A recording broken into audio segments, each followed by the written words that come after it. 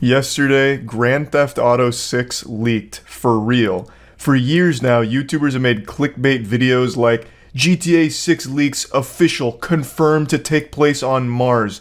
I found a copy of GTA 6 outside my local McDonald's next to the dumpster.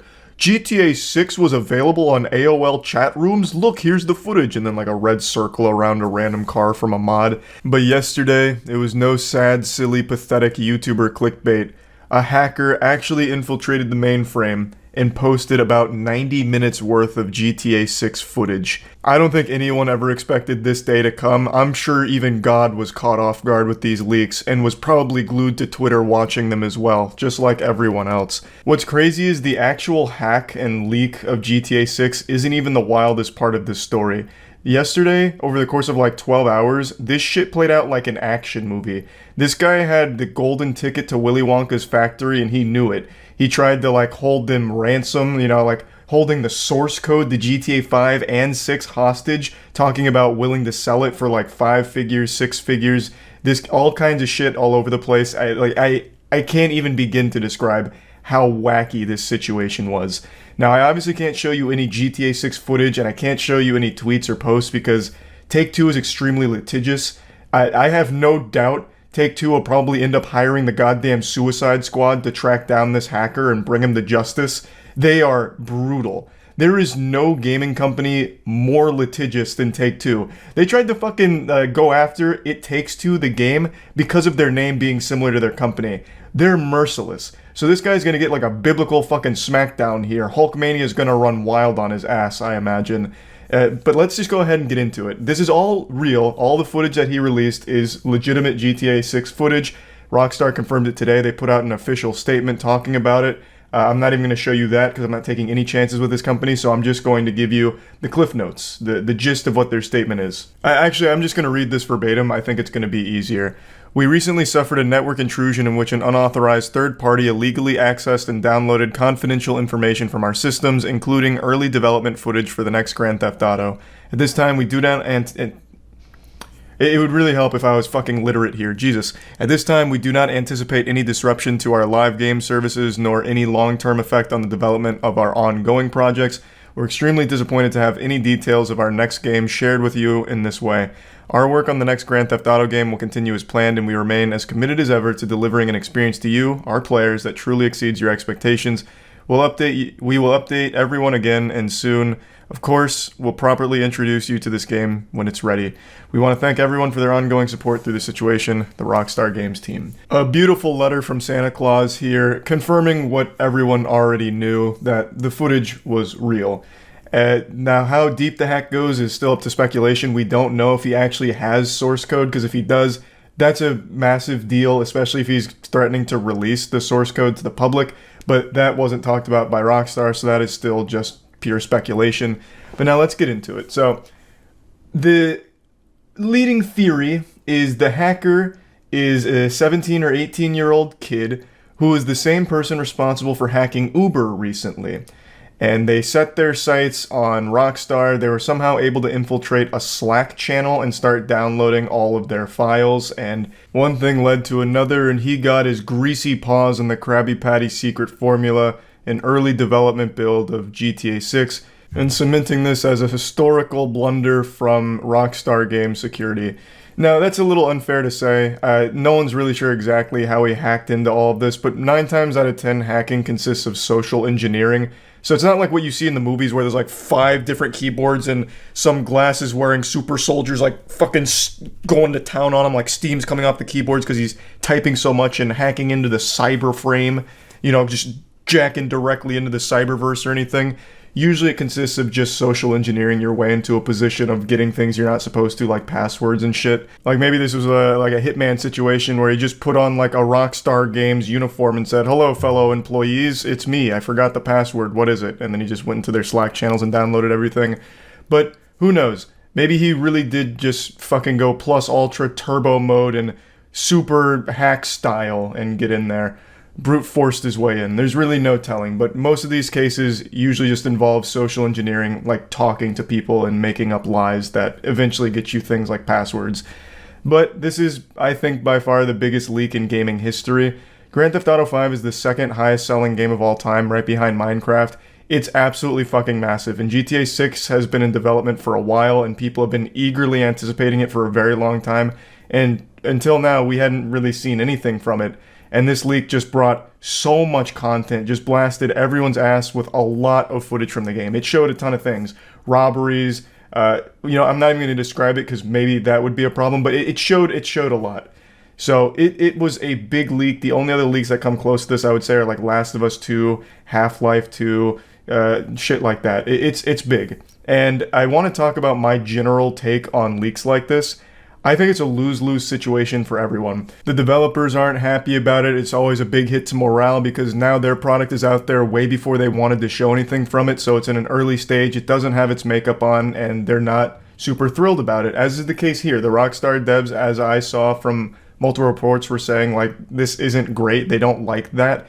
And for fans, it's not good either for these kind of leaks because it's so early. A lot of fans immediately write it off because they're so fucking low IQ and brain rotted from Twitter. They think that somehow this is like the representative of the final product of the game. So it kills their hype and they just start making the worst takes of all time. I saw so many goofballs on Twitter saying, wow, this game looks like trash, the animations are so janky, why are there like floating text boxes, oh my god, this is awful looking, I'm canceling my pre-order, I'm never buying this.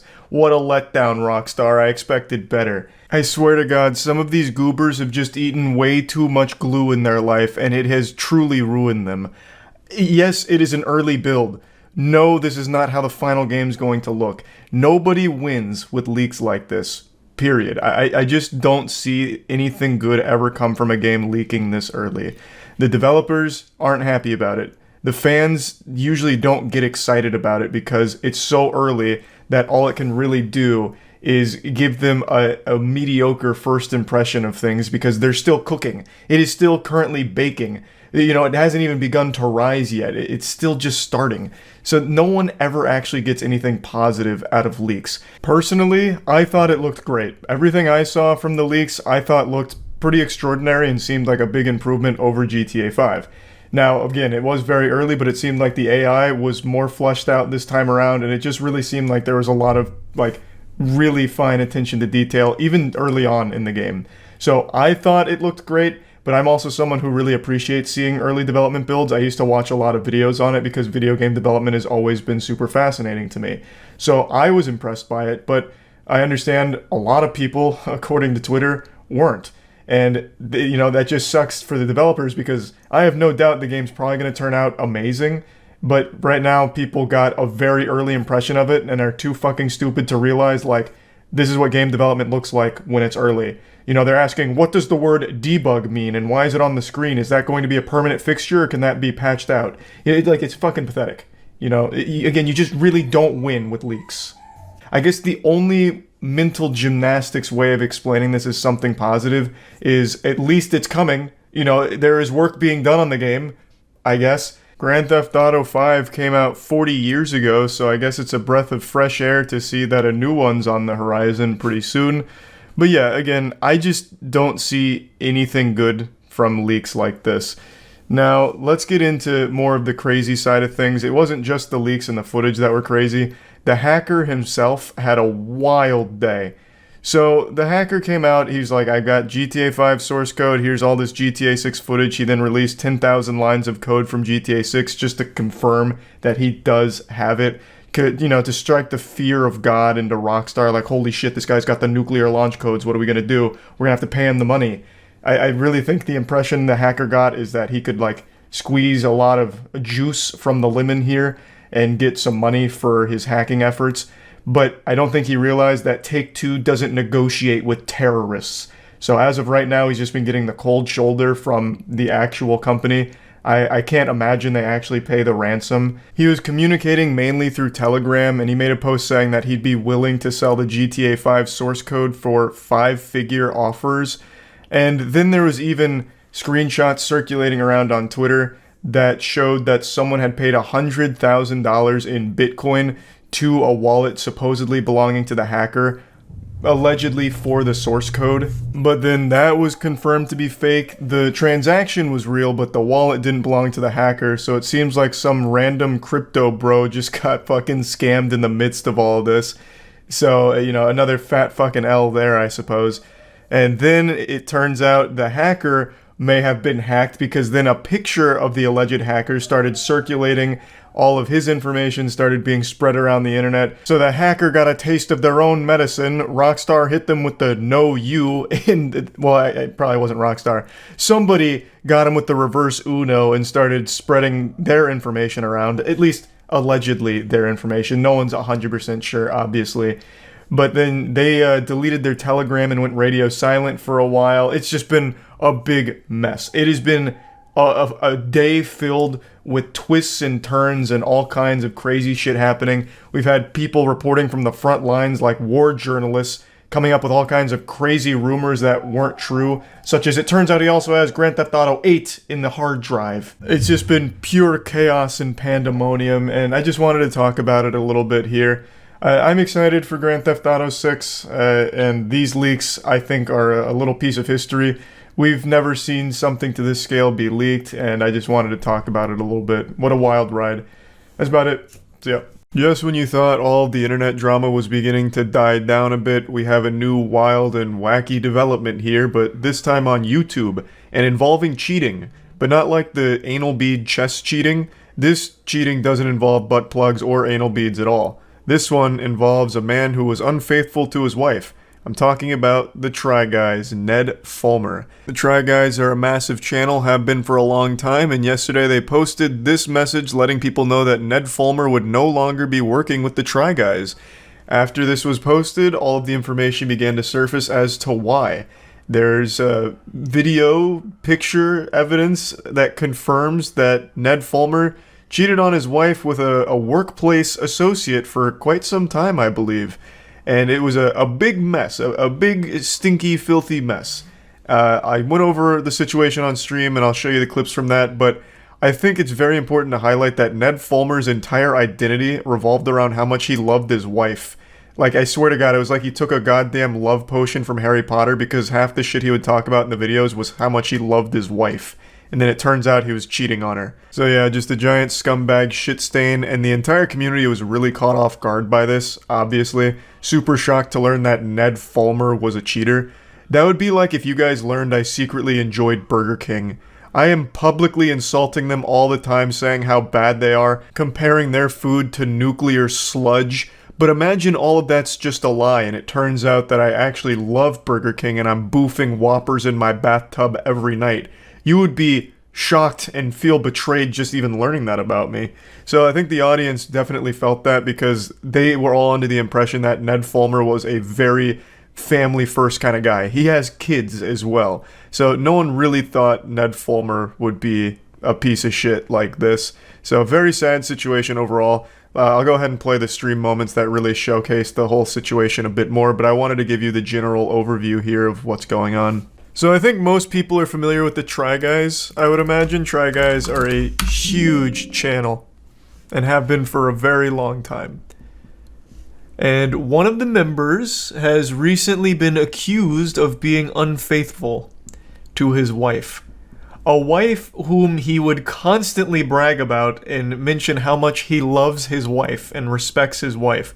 In fact, he even posted a whole compilation of it. This is Ned, and the love he feels for his wife. My wife, my wife, my wife, my wife, my wife, my wife, my wife, my wife, my wife, my wife, my wife, my wife, my wife, my wife, my wife, Yep. my wife, my wife, my wife, my wife, my wife, my wife. Yeah, so it's like straight out of Borat with the whole my wife thing. So he talks about his wife a lot. He mentions his wife a ton. Always positively, too. You know, everyone was shocked when they heard it was Ned who cheated on his wife. Because this man, with everything he said, treated her like an angel, viewed her like a goddess. And yet, he was tempted by the forbidden fruit. He allegedly, well, not even allegedly, he fucking confirmed it. Here's his post. He had an affair, a consensual workplace relationship. The employee that he had, or I believe it was an employee, or maybe just like a work associate, the person that people are thinking it is was a woman who was also engaged.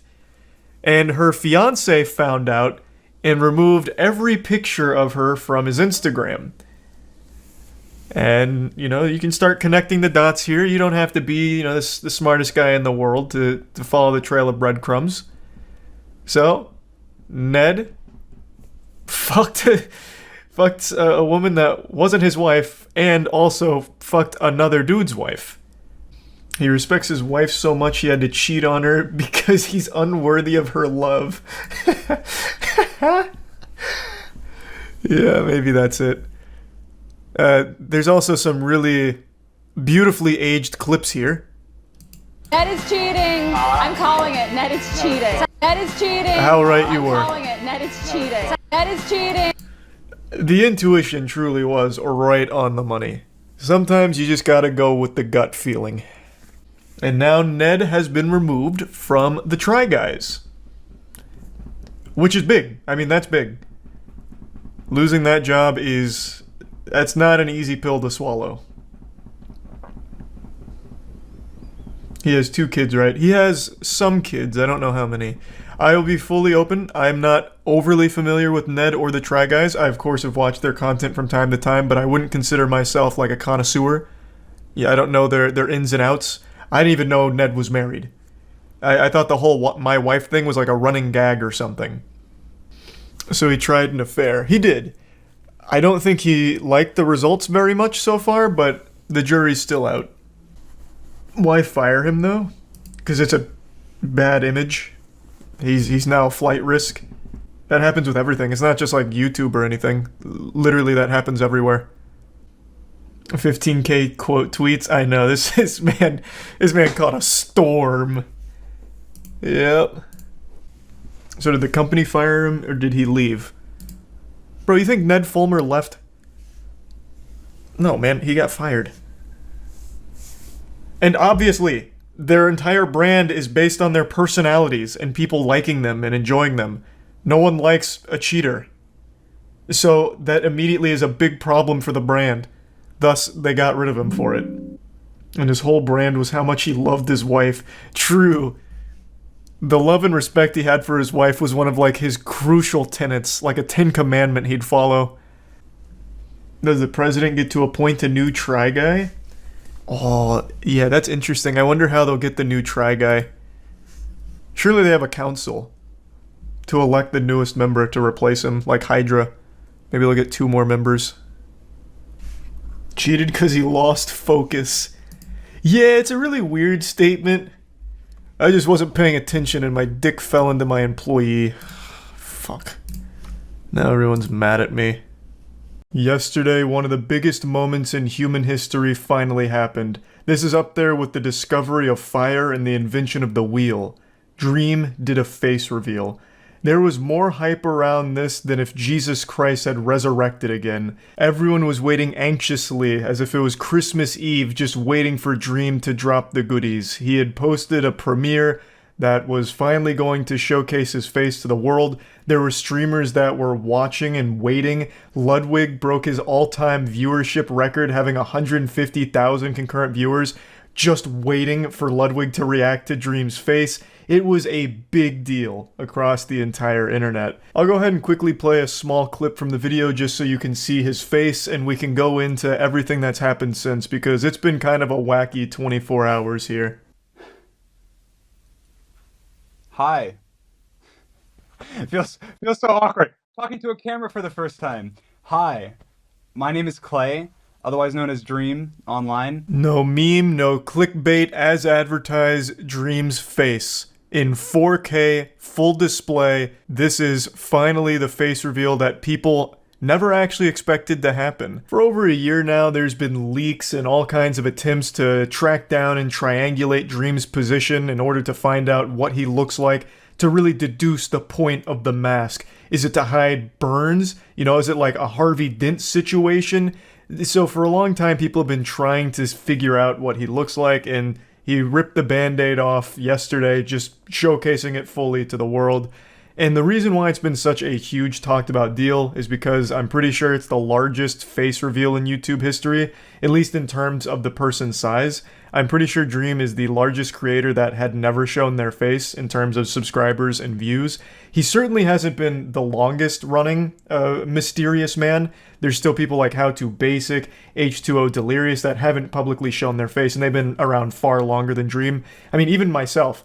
I went the first 10 years of my YouTube channel faceless. But yeah, I'm pretty sure in terms of girth, Dream is the biggest channel that had never shown their face. So, let's talk about the aftermath of this, because this was a big moment. This is like the extinction event of the dinosaurs. This is the dawn of a new age here. The post-Dream face reveal.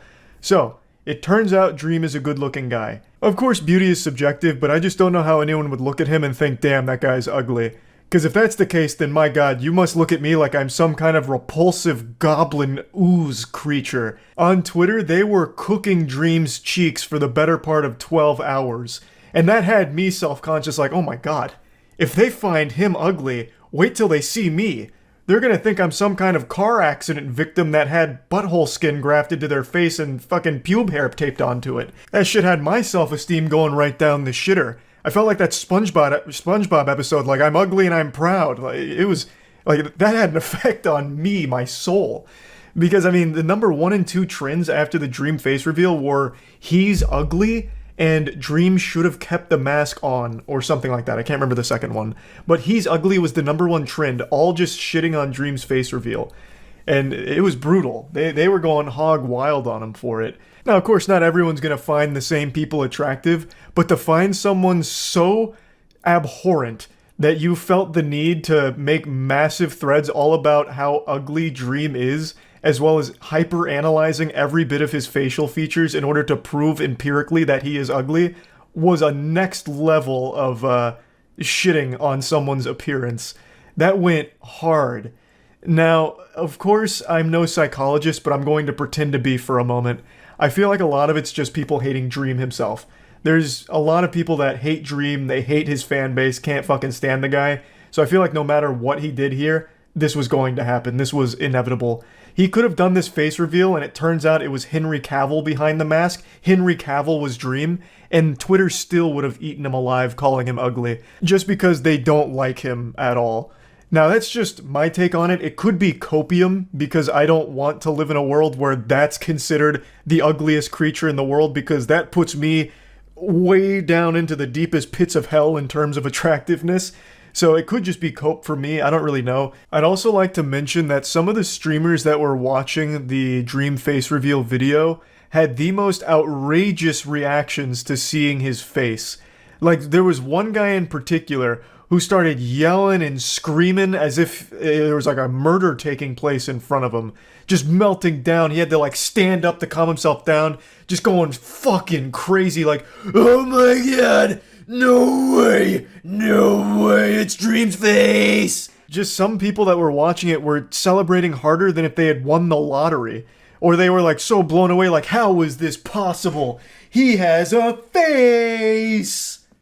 I don't know, I just wanted to at least point that out, that some of these reactions were nutty. But yeah, things got crazy online after this face reveal. Wubby posted a very interesting photograph that I wish I could share with you, but I can't, so I'll explain it. It was a picture of Dream's face in a cup with cum on it. So Wubby gave him a nice cum tribute and called it #WetDream, which is just so flattering and sweet.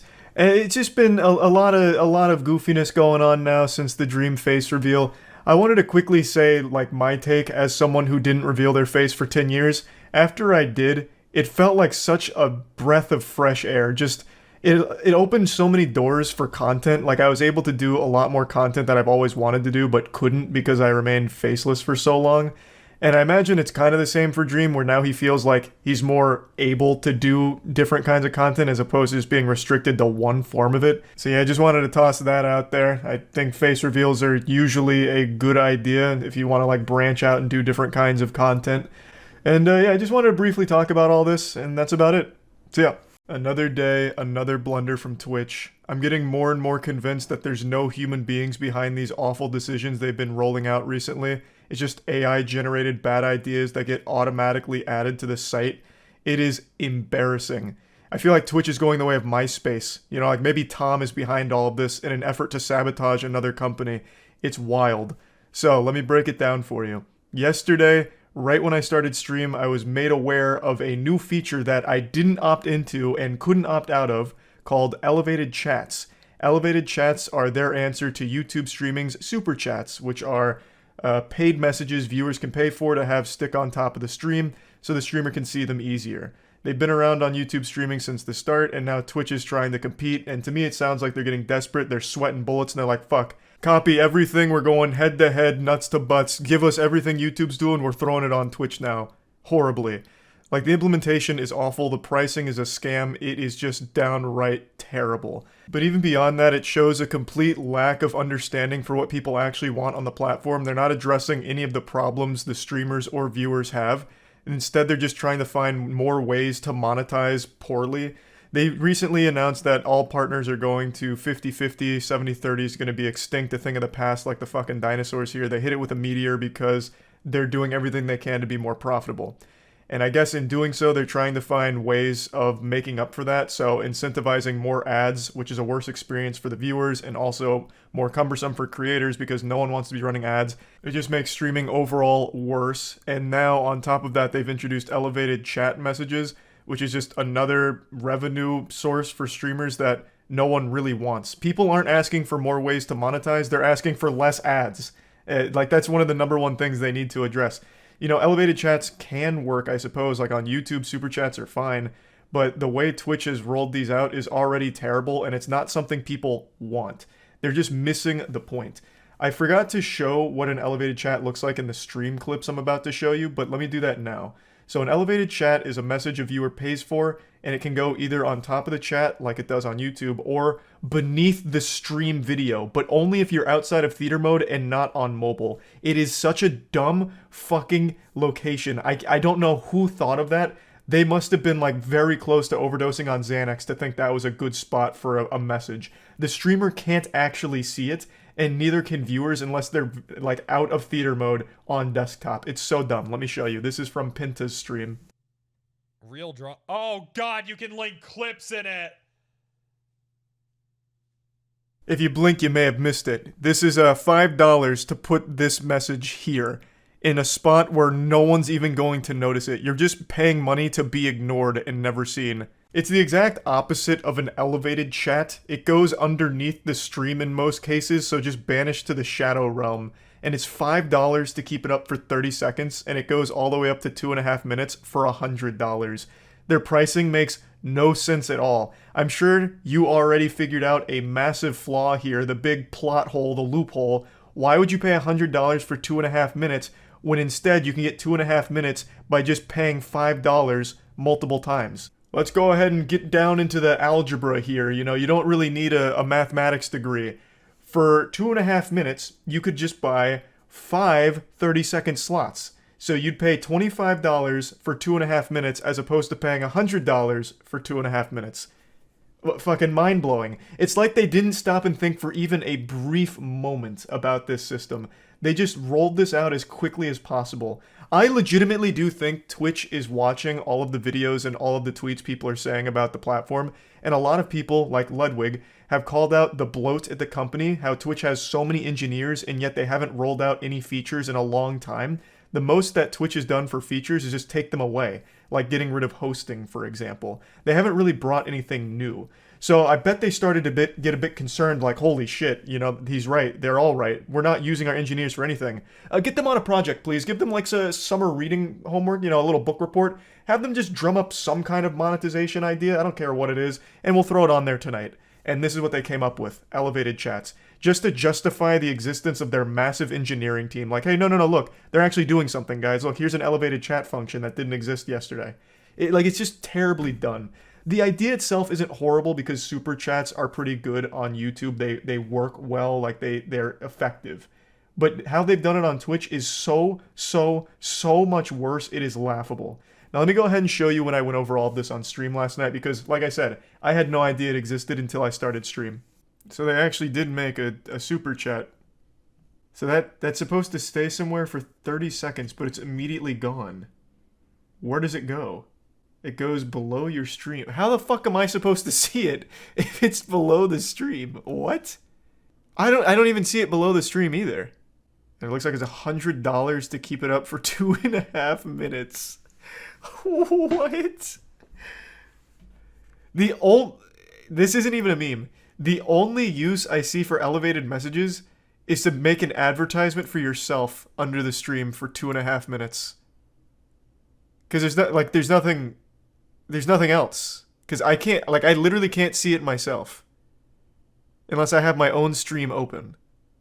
Why would anyone buy the 2.5 minutes for $100 when you can just buy the $5 30-second message multiple times and save yourself a ton of money? Did they think this through at all? Like, legitimately, was there a single ounce of thought behind this system? There is legitimately no reason at all why anyone should use the system, because as a streamer, I can't even see the elevated chats. They're only on the stream and underneath it. So I don't even see it. And B, if you're going to use it, why would anyone ever, unless they are just absolutely huff and glue, do $100 for 2.5 minutes when they can just do the $5 for 30 seconds multiple times? It doesn't even show unless you're out of theater mode. Yeah, no, this is an absolutely terrible, terrible system. Oh man. Isn't that what YouTube has minus the duration? So YouTube has super chats, and with a super chat it goes to the top of the stream and it stays there for I don't remember how long, but it goes to the top of the stream where anyone can see it. They just click above the chat. This only the elevated message only shows up underneath the main stream and only when you're not in theater mode. So I don't see it in my chat. I can't see it anywhere in my chat. So it's literally the exact opposite of elevated. It goes under the stream. In the most inconvenient location. This says you can put it above the chat. Where? I guess I didn't go all the way down.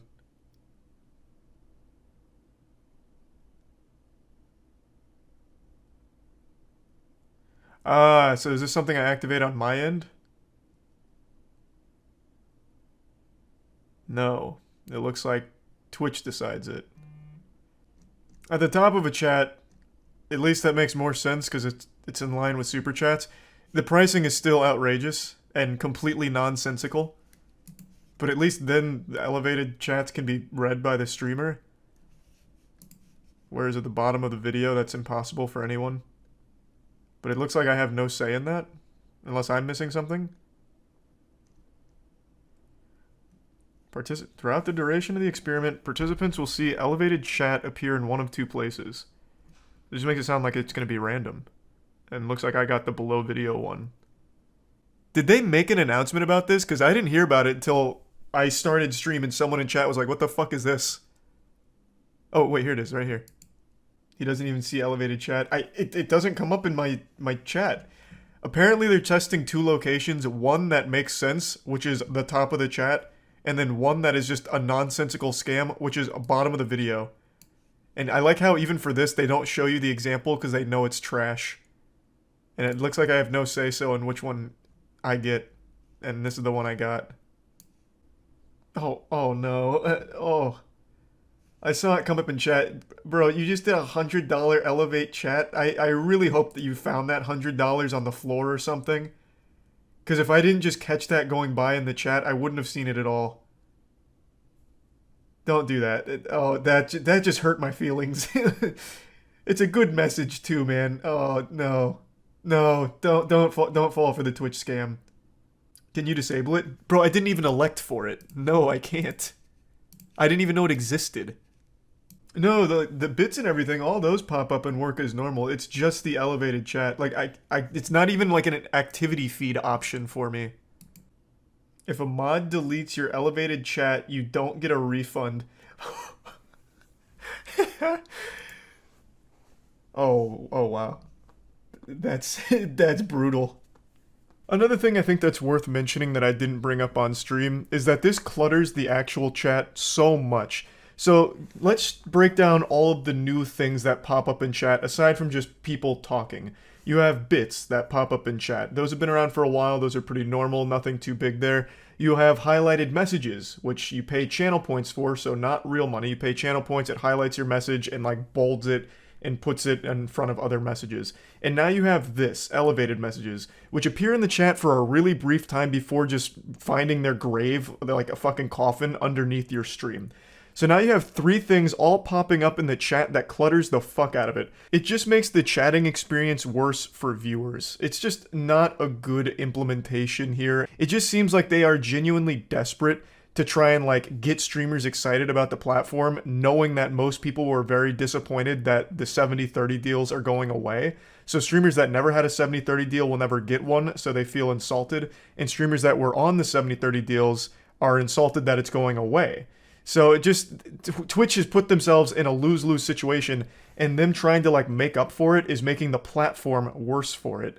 Like, it's just so backwards. I don't understand how they are so mismanaged. No one is steering this ship appropriately. So yeah, I just wanted to bring this up. Way too expensive, way too half-baked. It's just not well done at all from Twitch here. Just a big L, unfortunately. That's about it. So yep. This week's been pretty doom and gloom with a lot of awful shit coming to light all across the internet. It's been more drama-filled than an episode of Degrassi. But today I wanted to hit you with a bit of a plot twist and jump scare you with some good news, because there has been some positive shit going on that hasn't garnered as much attention as all of the drama, but I think it'll be nice and uplifting, good for the soul, to put a smile on your face like a kid meeting Spider-Man at a theme park for the first time. Let's start with Twitch. Twitch has recently been an absolute fucking war zone, like Mad Max, people chroming out their face before dropping yet another drama nuke. There's been dead careers piled up all across the platform, and a ton of truly deplorable, awful shit has been brought to light. It's just been a complete disaster. But there have been some very positive things going on as well, and I want to start with what I believe to be the most wholesome. A streamer by the name of Kai-Cenat recently became the #1 most subscribed streamer on Twitch, and to celebrate, his mother gave him a call on stream, and it is so unbelievably wholesome. Let me show you the clip. My mom calling me. Hello? Congratulations, son. Thank you. You're #1. You're #1. I was sleeping. I kept hearing my notifications. And when I looked, you was like 79 and it counted. And like, I'm so happy for you, baby. You worked so hard. And you deserve it so much.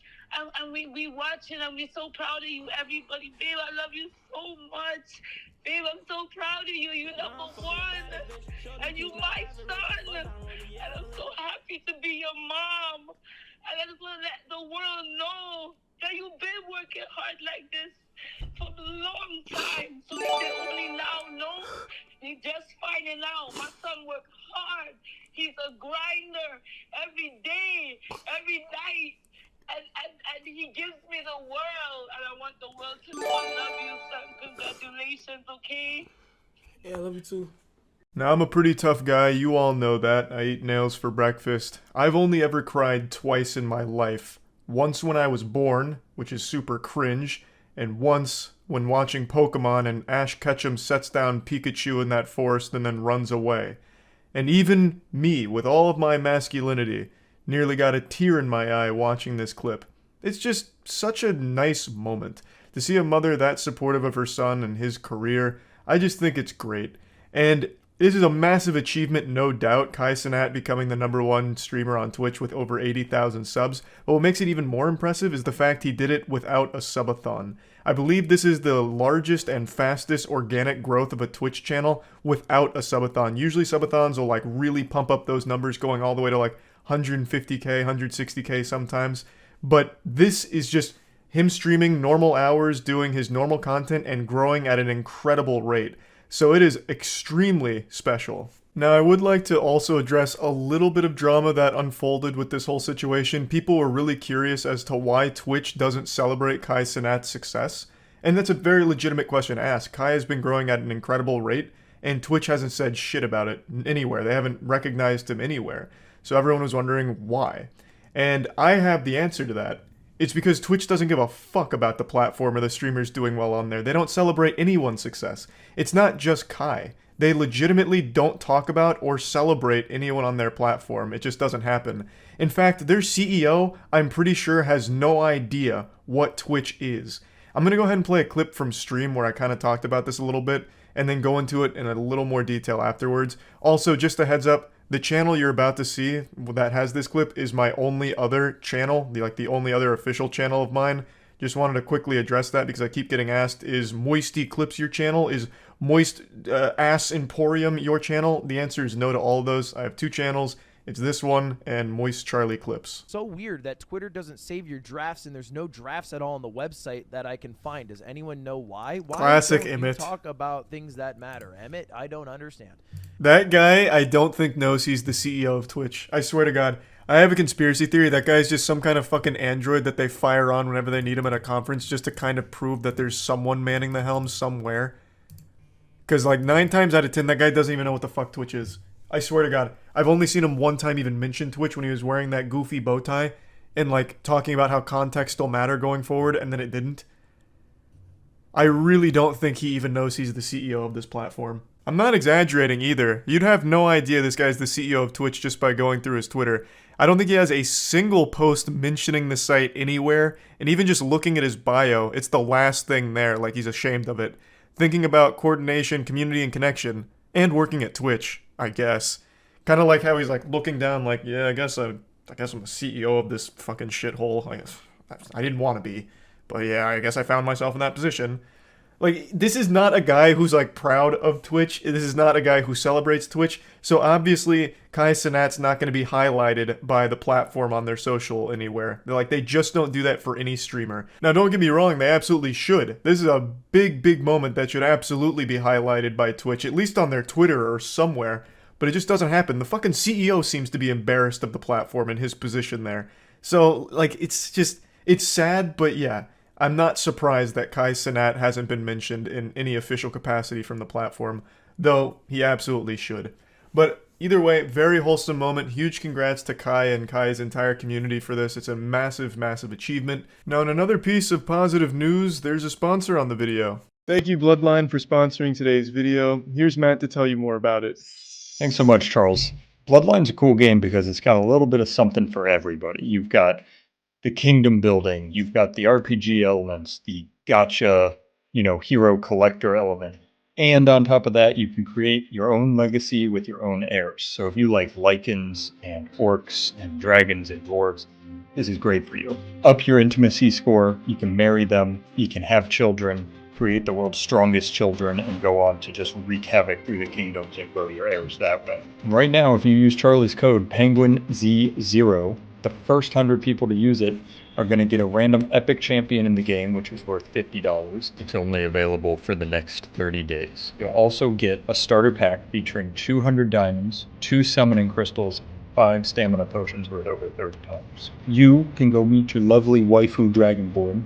You guys have a baby. That's your new legacy. That's your heir. It's got a mix of your skills, your talents, both bloodlines, and you get to live out your deepest, wildest fantasies within the game. You can try the game for free and use code Penguinz0 in order to get yourself some nice goodies that Matt described. Now let's switch gears off of Twitch for just a moment. I want to mention the Sidemen charity match. This was perhaps one of the most impressive live streams ever held. It was like a real football match or soccer, depending on where you're from. I'm trying not to get attacked by anyone here, so I'm just going to be very back and forth on what I call this sport here. So they made a charity soccer match where 2 teams of huge influencers faced off in the football match of the century. And the production level here was unlike anything I've ever seen. It really felt like I was watching a professional event. And they raised over £1 million for charity, and it was just a joy to watch. It was incredible. There was a little controversy though, as mentioned in this tweet here, but overall the event couldn't have gone smoother. Massive stadium, massive crowd, and just wildly entertaining. Just from start to finish, a pretty much perfect stream, really. There is nothing else I've ever watched in the live streaming format put on by creators that even comes close to what the Sidemen did with this event. And it was a wonderfully positive thing for charity and just great for viewers as well. So huge congrats to the Sidemen for this one. Now let's hop on back over to Twitch for just a brief moment. There's a new kind of stream that's kind of popping off a little bit, and it's one that I've talked about before that people didn't believe me was real.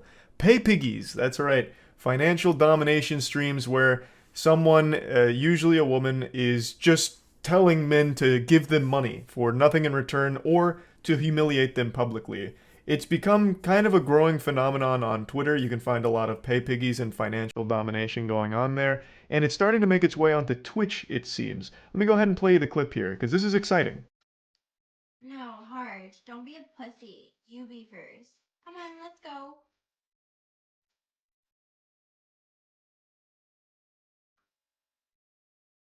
Come on, Harge, don't be poor. You already did $1. Guess what? I'm literally getting 60 cents. Okay, you don't sub right now. 3, 2, 1, you're getting banned.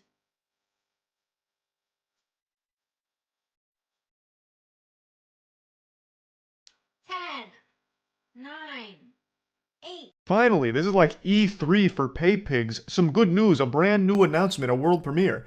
Now there are streamers on Twitch that will humiliate you into you giving them your money, which is a real fetish. Again, like I said, a lot of people didn't believe me that this is real, but it is, and it's been around for a long time. There are men, usually men, that legitimately bust a nut in their trousers just giving hundreds of dollars to women that either ignore them or publicly humiliate them. And now that is making its way to Twitch, apparently, and I couldn't be happier to see that over there. I think that's going to really become a nice piece of content.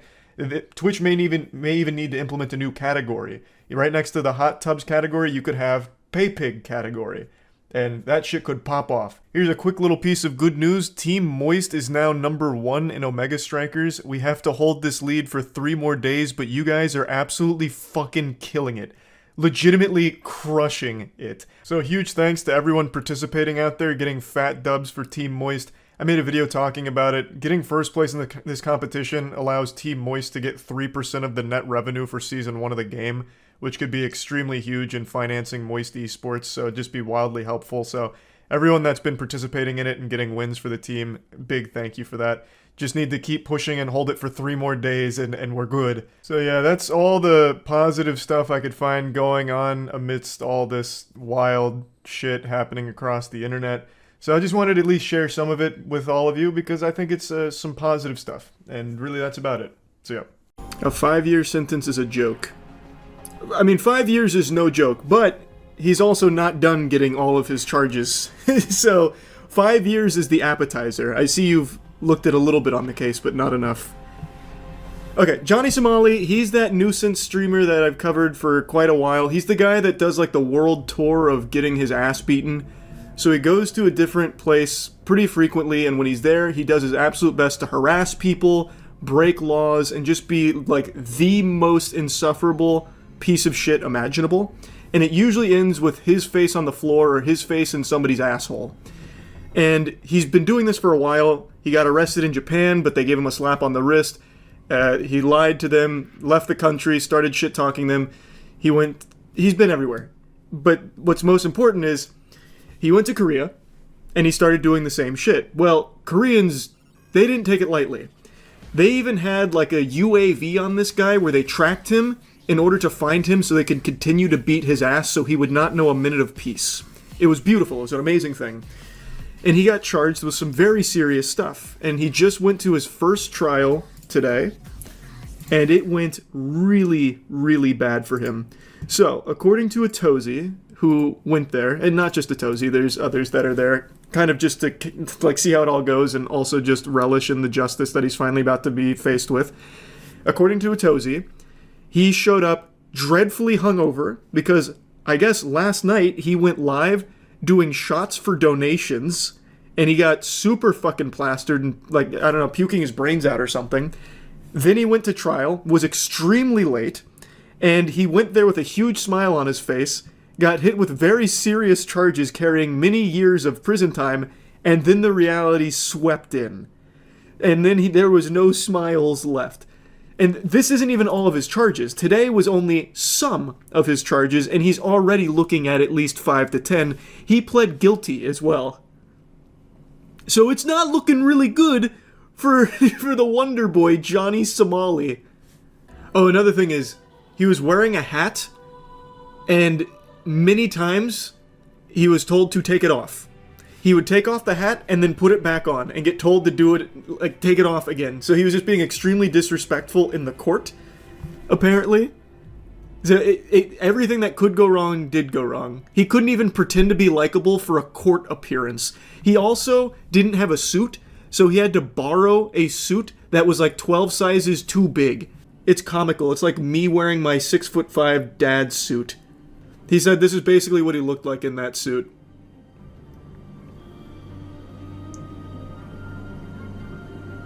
Has he come to America? No, he's still in Korea facing trial for all of his crimes.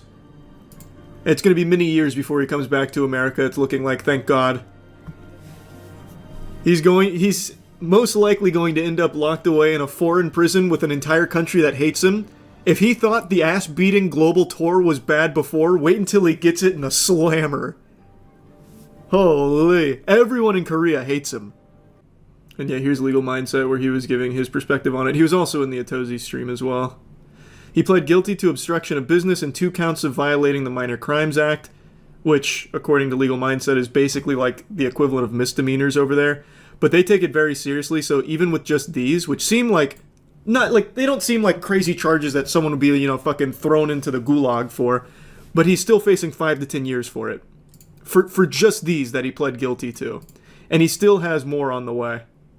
Oh yeah, he had no idea about the additional obstruction of business charge which was filed against him. That's the one he's going back for in April.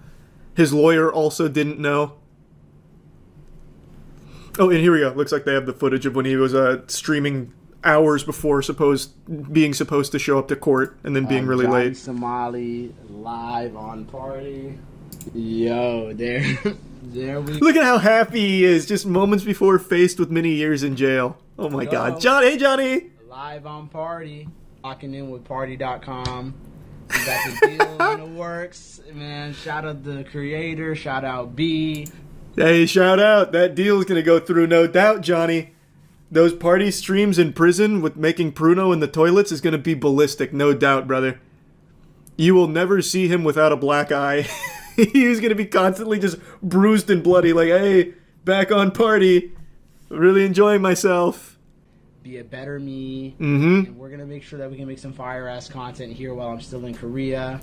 Hey, why are you still in Korea, Johnny? What's going on? I thought you were leaving a while ago. What are you still there for? What's going on, man? Why can't you leave? Is live tomorrow, and I will be live streaming the trial. I will be live streaming before, during, and after, exclusively here on Party. Hey, how'd that go, Johnny? How'd that stream go? I bet it was fucking amazing, huh? Me, a bunch of motherfuckers that without me, I'm gonna be fully suited and booted out with a MAGA hat. I'm gonna have the full suit on. The suit that he borrowed from, like, the nearest clown store, it was way too big. I don't remember how tall he is. I think he's actually shorter than me. So that shit he must have borrowed from, like, anywhere else that's not fit for, like, toddler clothing. He looked like an absolute fool. And I'm gonna continue to go live here. Oh, they didn't even get the part where he started throwing up and puking and getting super hungover before going to trial really late. Oh, here we go. I'm giving y'all the first viral moment tonight.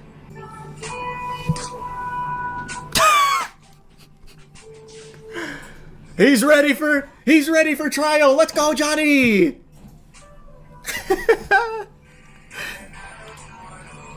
So cool. What a guy.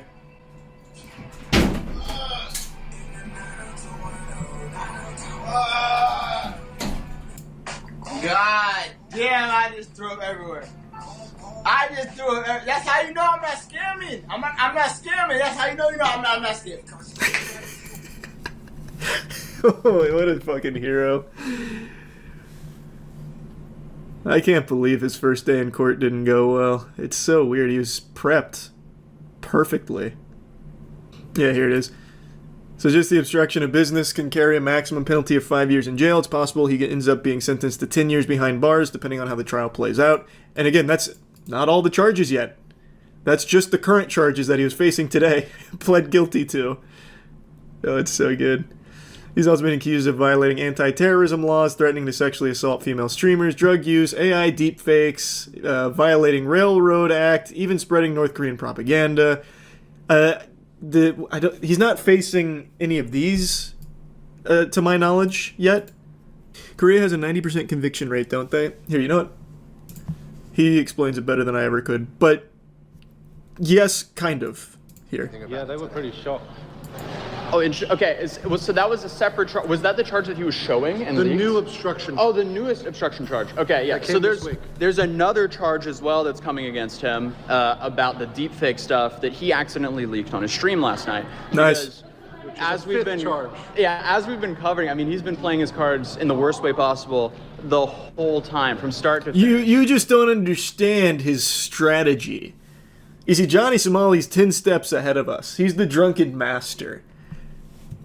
And last night, I guess he decided to get drunk at 3 in the morning, go live, and show up extremely late to court because of that. And on his live stream, he was doing, like, I guess, getting paid to do shots, and he ended up showing a new charge that hadn't been leaked to the public yet. So that charge was actually it's the police case that the police have given over to the prosecutor.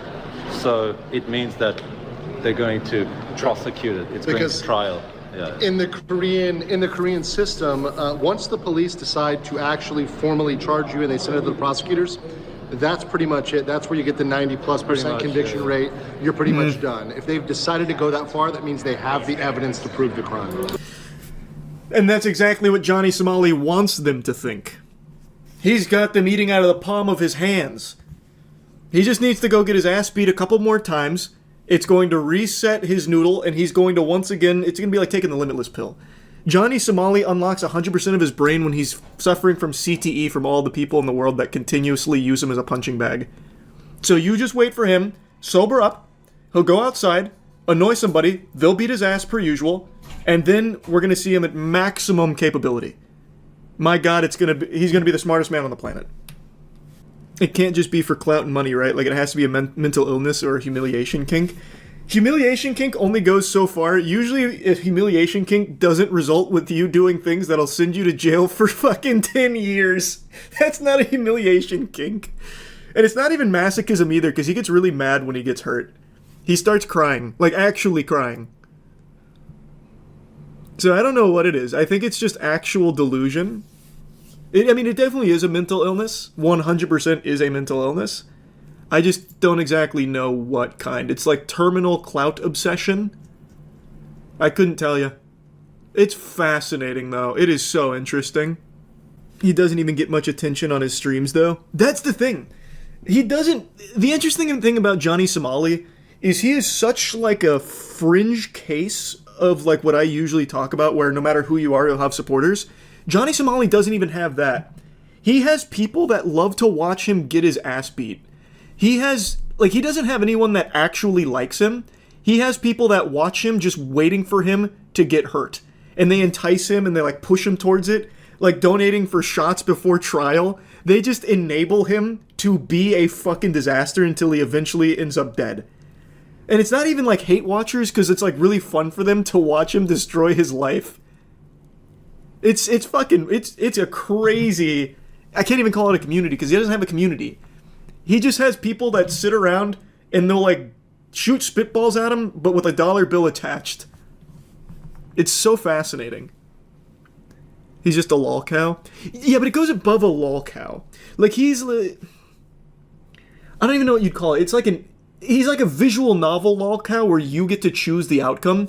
Because most of the shit he does, it's the chat, like, enticing him to do it, convincing him it's a good idea. So they are, like, actively guiding him down the path of being the ultimate fucking destructive loser that's going to get thrown in jail or dead. So, like, they get to guide him. Like, they're taking him down the Telltale game, tree for the bad ending.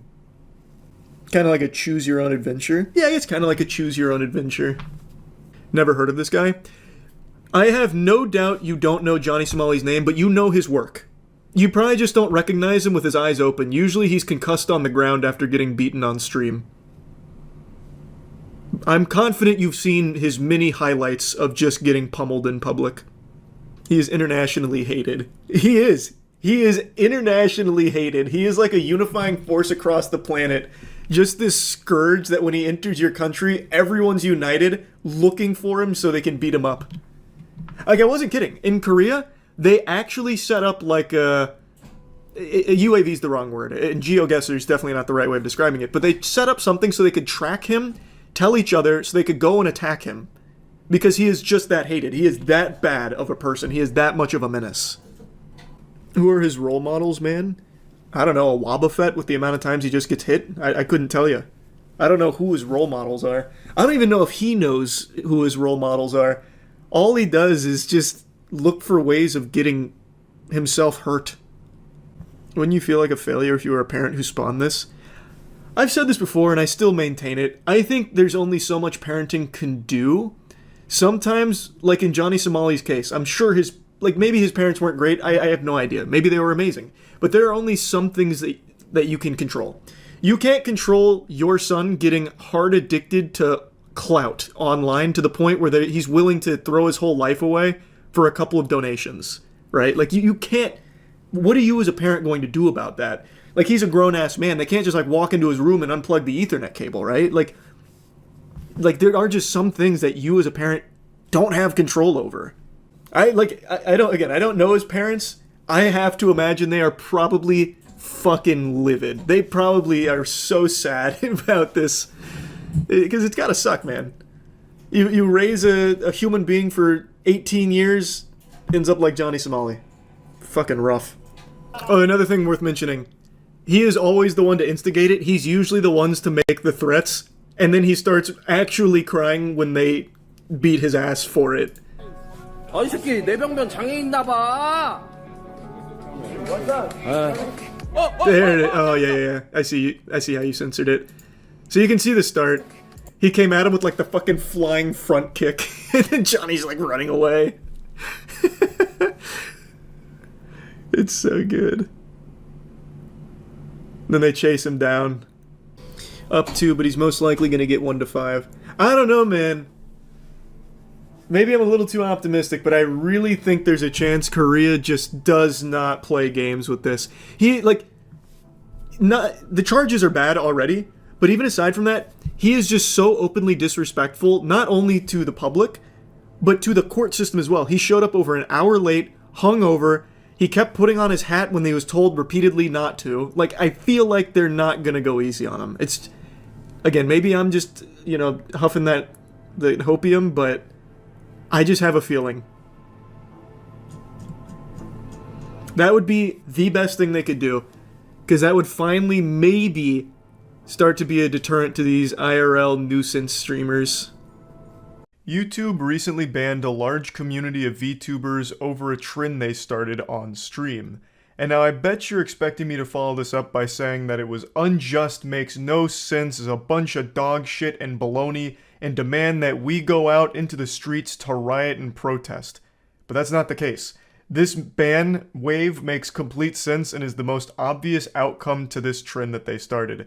It's a trend that I'm sure none of you are familiar with because it was only big in Japan and only big in the VTuber community.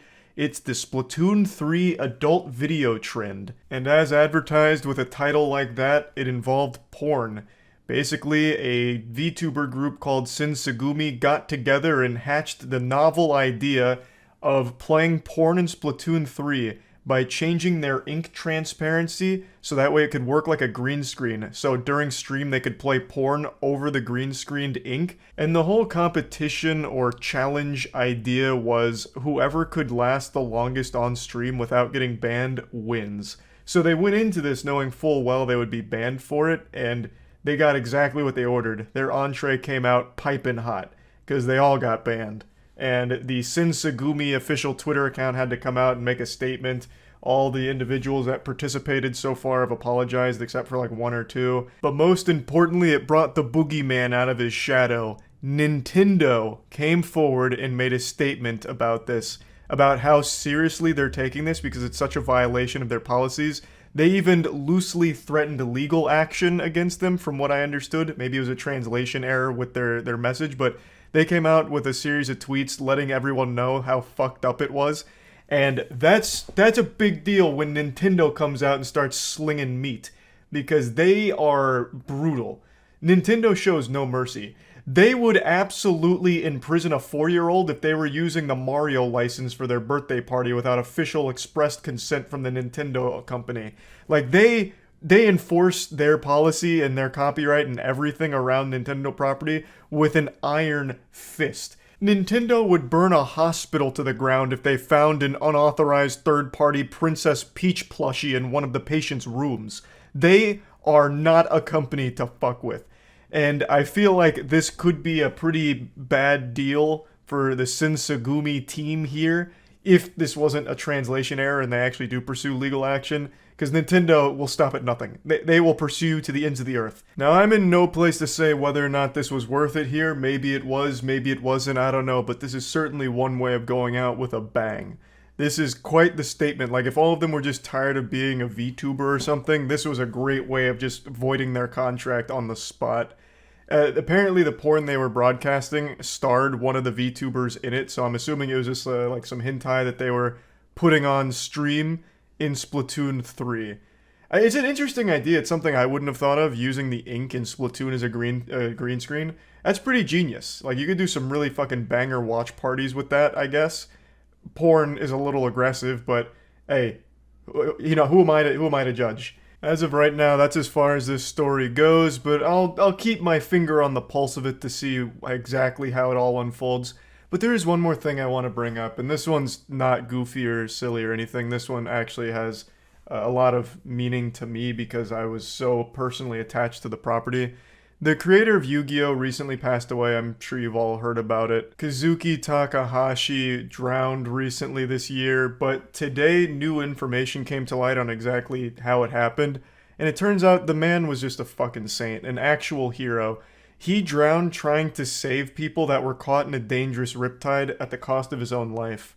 An army officer came out to tell exactly what happened during this situation, so there's investigation going on for the last couple of months about like what exactly unfolded here. So it turns out what happened is 3 swimmers got caught in a dangerous riptide, and a nearby army officer named Major Robert Bourgeau, I already know I'm fucking the name up, and I'm sorry about that, went in to try and rescue them, and Kazuki Takahashi also jumped in to try and help save them. And they were able to save all of the swimmers, but unfortunately, Takahashi drowned in the process. So he gave his life to try and save others, and I just wanted to recognize him for the hero that he was. You don't have to look very hard to figure out that Yu-Gi-Oh! Played a big part in my childhood. I mean, I have cards on my wall over here, cards over there. I watched the anime every single week that it broadcast. I was a huge Yu-Gi-Oh! Fan and still am to this day.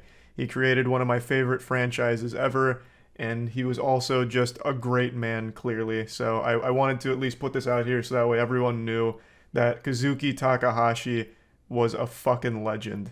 And also, of course, huge hats off to Major Robert here for his heroics as well. And yeah, that's really about it. See ya. I hope you've got some Pepto-Bismol nearby, because I'm about to blow your ass out with wackiness. Good golly, do I have something goofy for you today. This is like a full circle season finale of controversy, and I can't even believe what I'm about to talk about. It all goes back 2 years ago, when I made this video called I'm Mad. This video was the patient zero to an epidemic that led to multiple channels getting strikes for a very innocent video. That video was SpongeBob and Mickey Mouse mascots having a road rage incident. It was an old fake stunt that went viral a long time ago, so a ton of YouTubers had made videos joking about it and laughing at it, and all of those channels, including my own, ended up getting a strike in one giant sweeping plague. This was a couple years ago, and we all thought it was resolved, but today, it reared its ugly head yet again, with YouTube issuing yet another strike for the exact same video to another massive YouTube channel named Night Docs. Before I get into like the current situation, I'm just going to give the full lore breakdown surrounding this video because it may very well be one of the most forbidden videos on the platform at this point.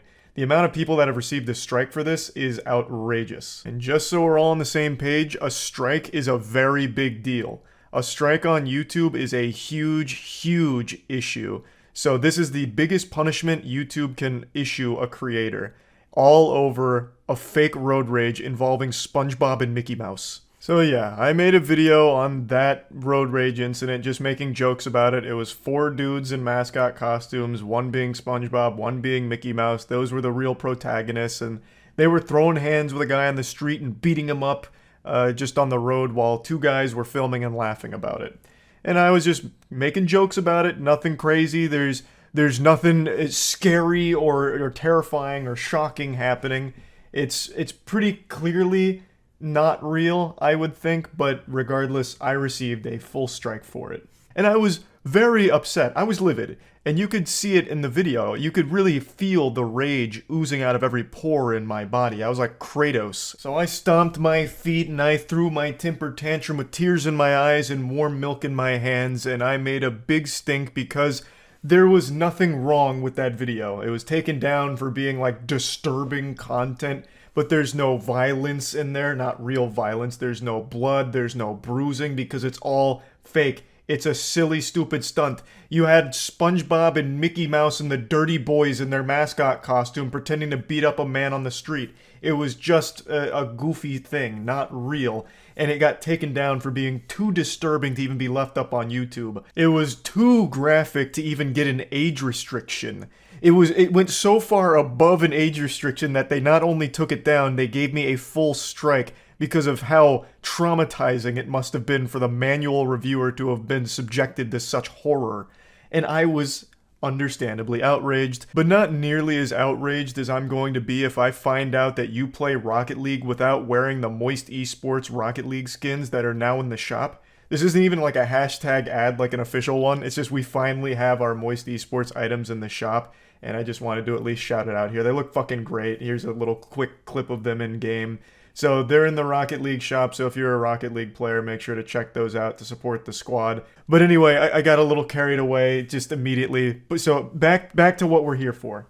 So then I started a hashtag on Twitter called AnswerUsYouTube, and through this, I ended up accidentally throwing Markiplier under the bus because he had also reacted to that same video that I was covering.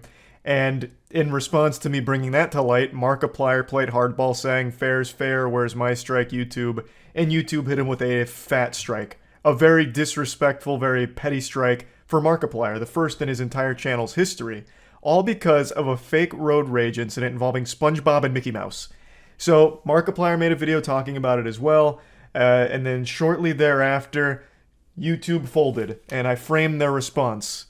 We have this timeless classic saying, "We're not going to die on this hill. You were right. After even further review, your video and others are back up and these strikes have been removed. This was an over-enforcement of our policies, especially with the added context commentaries you originally pointed out."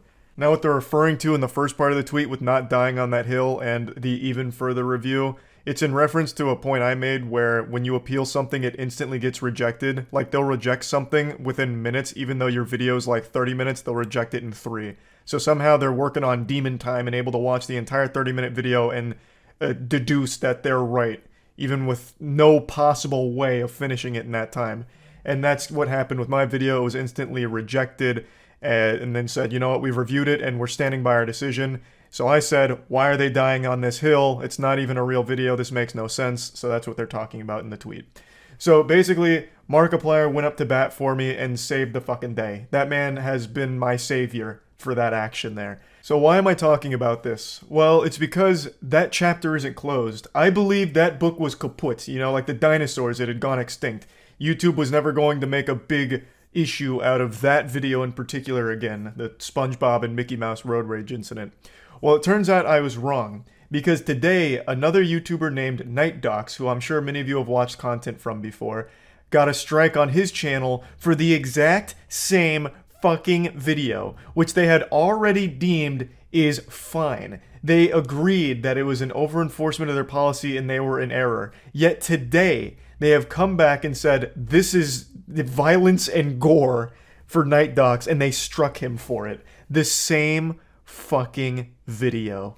I wouldn't dare show a single frame from this video anymore. It's goddamn radioactive. I don't know what it is about it that YouTube truly hates, but every single time this comes up, it seems like they react with the most heavy hand imaginable and strike down the gavel of injustice and issue a strike just for even showing the video. I actually privated the original upload I made on this content because I was afraid something like this may happen again in the future. So I privated it just to be safe. And it turns out I was right because it looks like they're going through again and purging the platform of this SpongeBob Mickey Mouse road rage thing. It's so weird. And I feel so bad for Night Docs. It's nothing wrong with the video. There's no violence and there's no gore. Like, I don't know what they're seeing in this video that no one else on the planet is, but my god, it is crazy. It is so peculiar. I can't really wrap my head around it. Why this video in particular is the one that keeps triggering the system to issue a strike, and then a manual reviewer come in to agree with the system that the strike is legitimate. Like, there's some kind of crazy delusion going on over there. It makes no sense to me at all. Let's keep in mind, on YouTube, there is actual violence and gore. You can search it up right now. A lot of it's age-restricted. In fact, most of it is, but there still is unrestricted violence and gore on the platform, too. So even in the most severe case, if they deemed it was, like, violent or gory, which it's not, why do they go to the strike instead of, like, an age restriction, which is a lot less severe? This isn't, like, gratuitous blood and guts flying all over the place with SpongeBob eating the intestines out of his victim on the streets or anything, with Mickey Mouse beating him with a sledgehammer. It is fake road rage with these mascots in costume. Like, it is so weird. It is so silly. And YouTube is once again going down this warpath against this video in particular. I don't even know what the solution is, because we already solved the problem and they just reopened the wound and poured salt on it here, right in Night Doc's face. I don't even know what the proper protocol is. YouTube themselves agreed that they were wrong, and now they've come back and done the exact same thing again. Is it just like you need to remind them, like, hey, we've already been here, done that. We've done this whole song and dance. Like, is that what needs to happen? Like, YouTube needs the little refresher, like the little memory update to remind them that we've already done this? Or is this going to be a biannual thing where every couple of years YouTube's just going to do this shit again? Like a natural disaster. I don't know. I don't get it. I feel bad for Night Docs and anyone else that just got a strike again for this video. It's so nonsensical. I just wanted to talk about it because this blows my mind that it's flaring up again. It's so fucking wild. Anyway, that's really about it. See ya. With all of the drama that was going on Twitch for the last month or so, people expected TwitchCon to be a war zone, just this battlefield of blood, guts, tears, mangled corpses littering the convention hall, fights breaking out, people spitting on each other. But none of that's happened. In fact, a lot of the bridges that were burnt in all of that drama have been repaired. Now, who knows if they've been repaired with bubblegum and duct tape, or if they're genuinely okay with each other now and friends going forward. There's no telling. I guess we'll have to wait and see a month from now. But there has been something that's developed at TwitchCon that nobody expected. A fucking death trap. A goddamn booby trap, like something Wile E. Coyote would have sprung up to try and catch the Roadrunner. Of course, I'm just exaggerating. It's not supposed to be that way. It's one of those, like, gladiator combat things. I'm blanking on the name of it, so I'm gonna sound like a fucking idiot trying to describe it. But it's those raised platforms above a foam pit where you have, like, pushing utensils to push your friend off into the foam pit, and you win when you're the last one standing. I'll show you a clip of when XQC and Hassan fought each other on them so you know exactly what I'm talking about.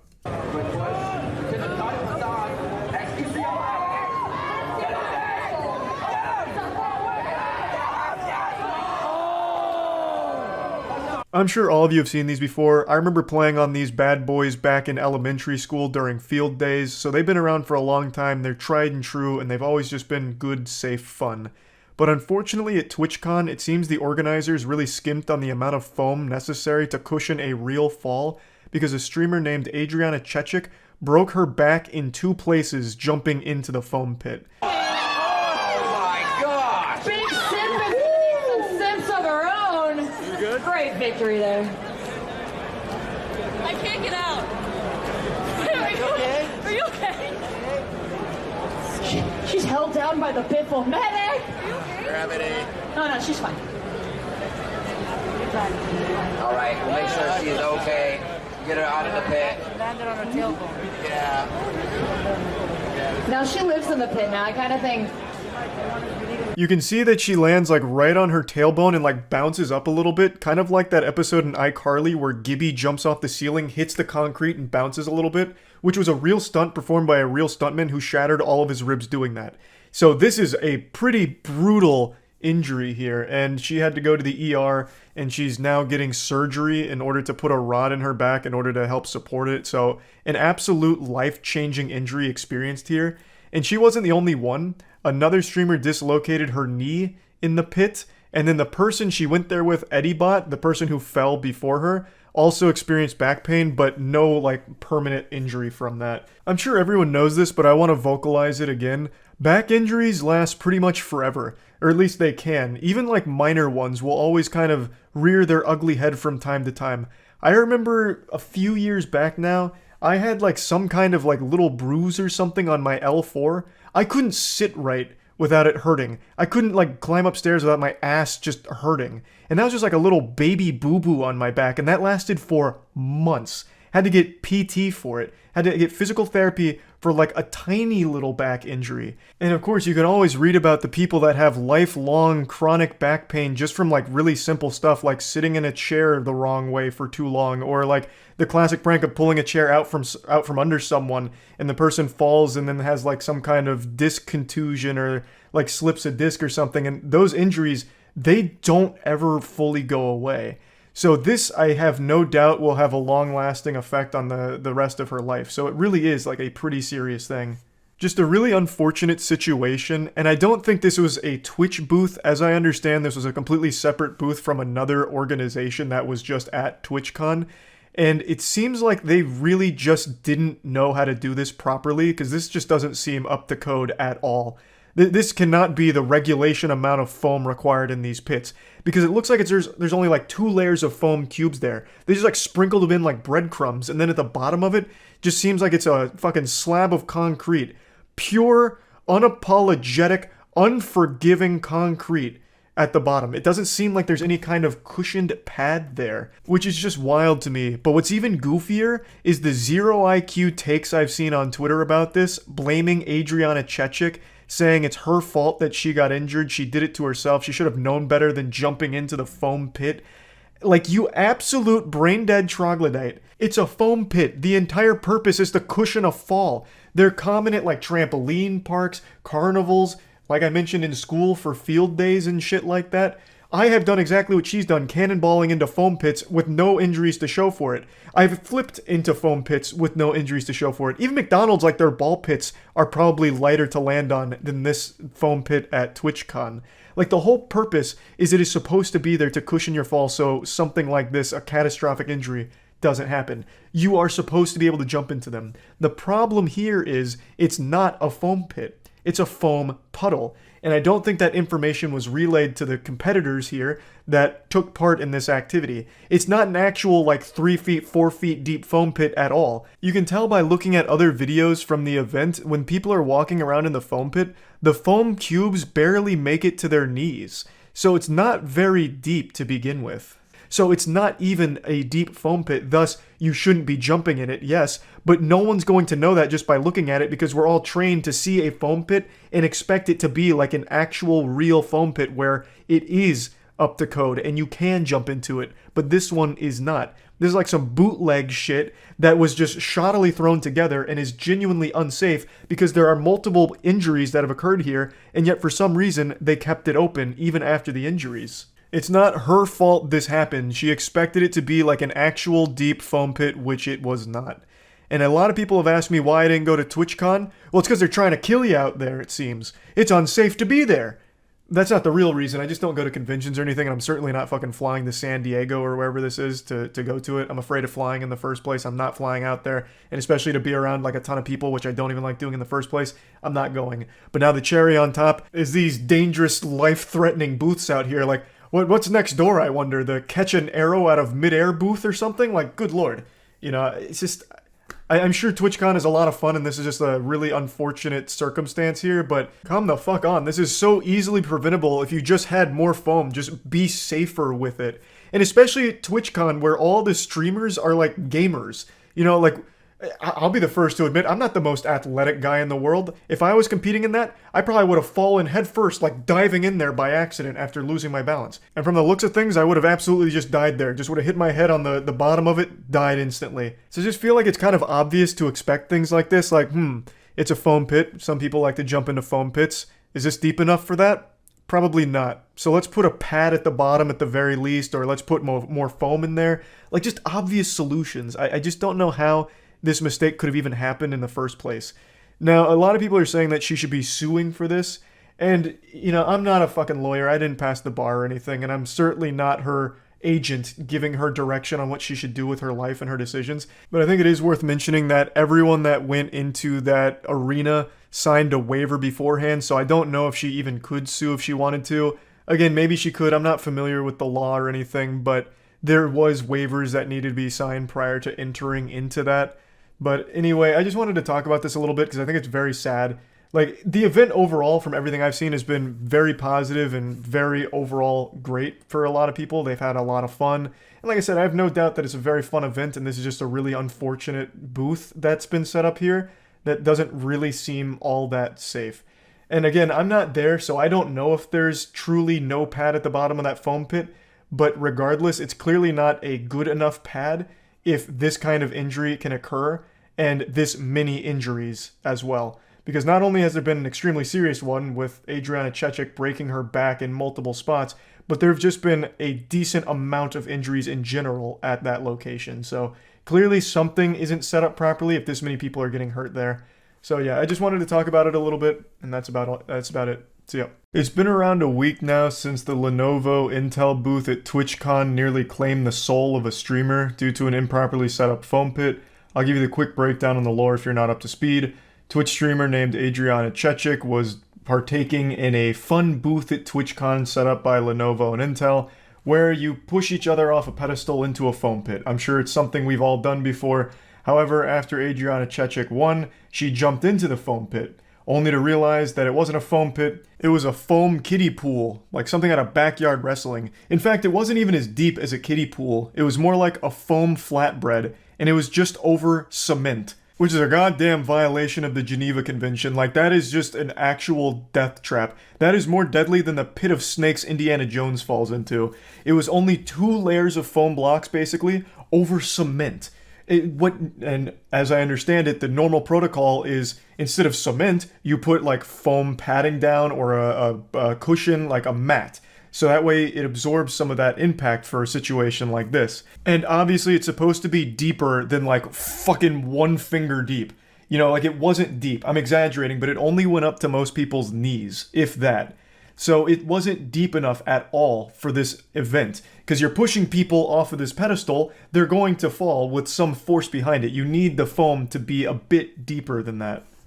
Here, they didn't do that, so when she jumped in, she hit her tailbone directly on the floor and shattered her back in 2 places. And now she's needed a very serious surgery, took over 5 hours, multiple bone fusions, and the insertion of a rod into her spine for stability.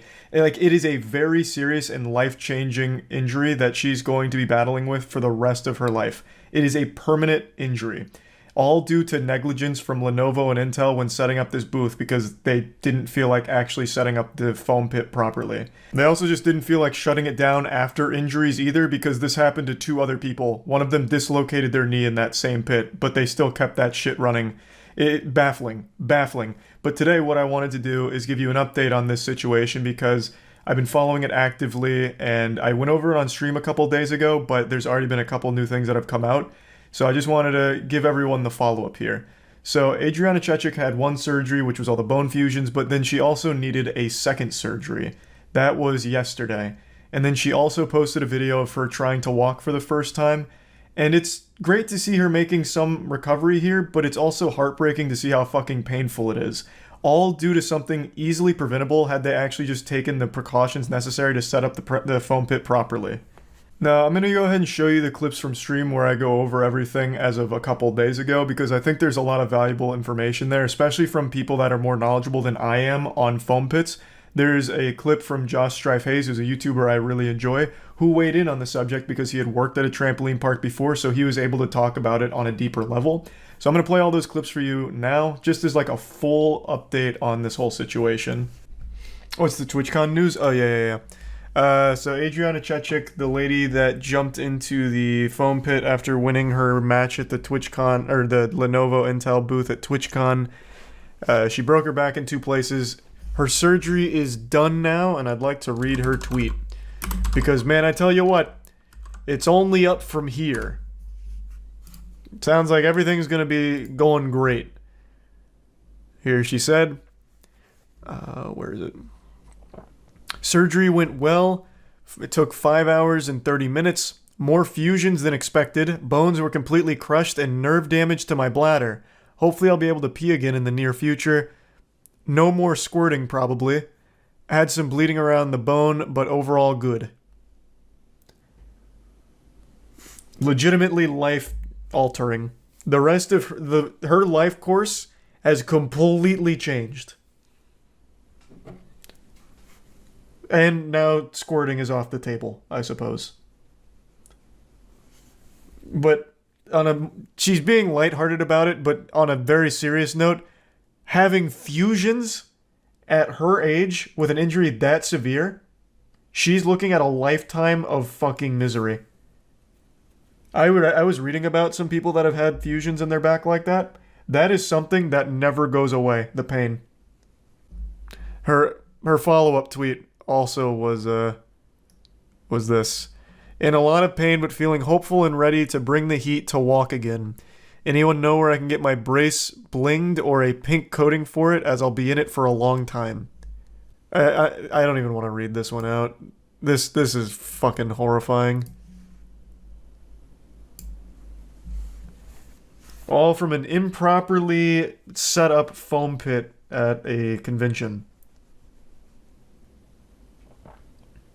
This is 100% the Lenovo Intel booth fault. 100%.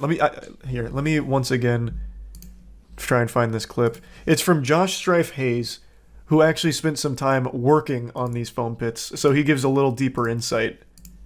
I used to work at a trampoline park. I know a thing or two about foam pit safety, because it was drilled into us from the start. Safety in those kind of things is paramount.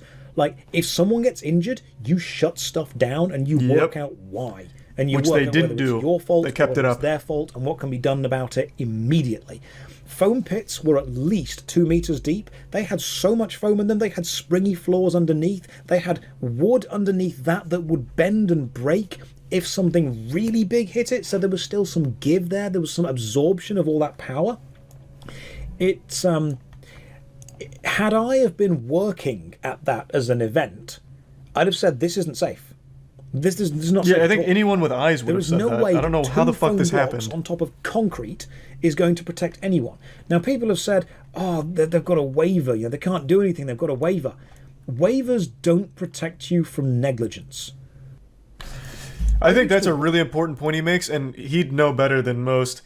I was under the impression her hands were also tied with that waiver, but that is a really good point, that if it's proven to be negligence, which I think anyone who would watch that video would see that it was improperly set up, she could have a legitimate case. Not against TwitchCon, I don't think. It'd have to be going after Lenovo Intel, I think. Because TwitchCon, it'd be very hard to prove TwitchCon was negligent on that booth since it's not their booth. They just okayed them to be there. So if she does pursue it, it'd have to be going after them. I don't know if she will.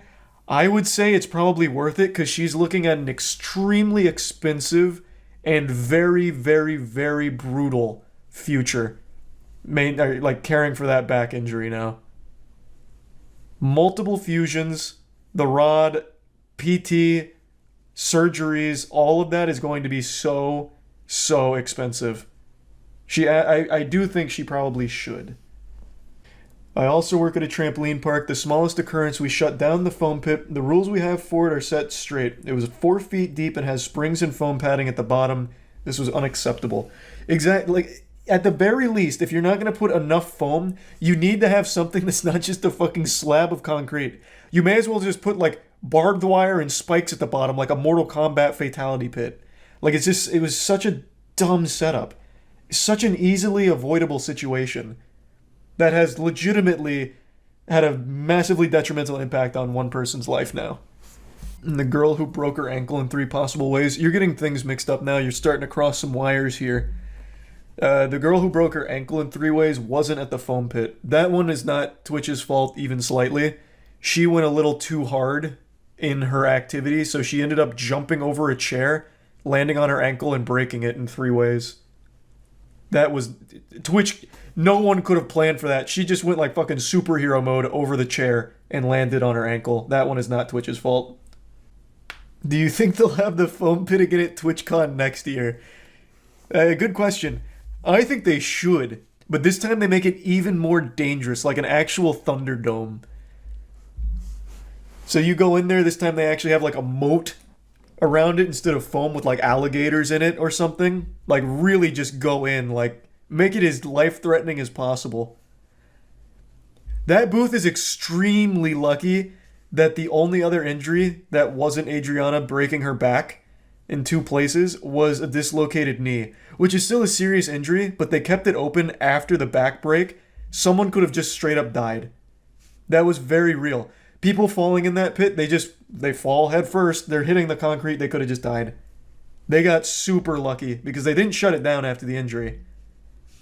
So that could have ended up a lot worse.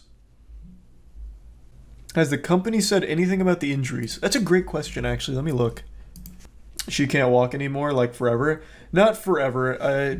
Through PT, I feel like she will be able to walk again, but she's never going to be the same. She had multiple bone fusions, man, in her fucking back, her spine. Like, there should have never been a foam pit on top of concrete anyway. Yeah, obviously.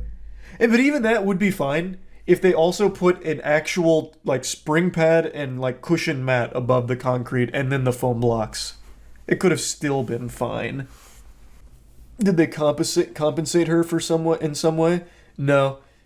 Here's my thought. I'm very confident in saying that they won't release a statement because then that could be used against them should she sue, which again, I do think she should since this is going to be a very long and very expensive journey with all these surgeries she's getting and all the surgeries she's going to be getting, as well as lifelong PT and pain meds.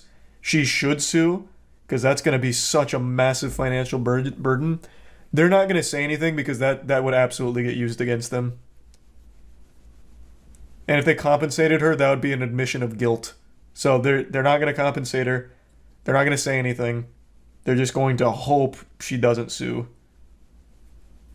Is my guess. That's my guess. This was Lenovo's statement from NBC News. We're aware of the incidents of the TwitchCon visitors who sustained injuries in the Gladiator game saw foam pit at the Lenovo booth. The area has since been closed for any further use while we work with event organizers to look into the incidents. Something that stands out to me is that they're wrong because it wasn't closed after the first injury or even the second injury. And they also do call it a foam pit, which means that now that they've identified it as a foam pit, they needed to play by the standard foam pit like rules. You call it a foam pit, which means you now have to go by exactly how foam pits are maintained, which they didn't. They can't fall back on like some kind of loophole like, we never claimed it was a foam pit or anything. No, again, that's not... I'll say it again. I don't think TwitchCon is liable for their negligence. I'm sure TwitchCon was under the impression they were going to do it properly. Follow the proper protocols for a foam pit. This is a Lenovo Intel situation, so if she's going to sue, I think it has to go to Lenovo Intel instead of going after Twitch. Because it is a Lenovo Intel negligence case. But I guess since they're at TwitchCon, maybe TwitchCon's on the hook as well. I really don't know. I'm not a fucking lawyer. That's just my guess.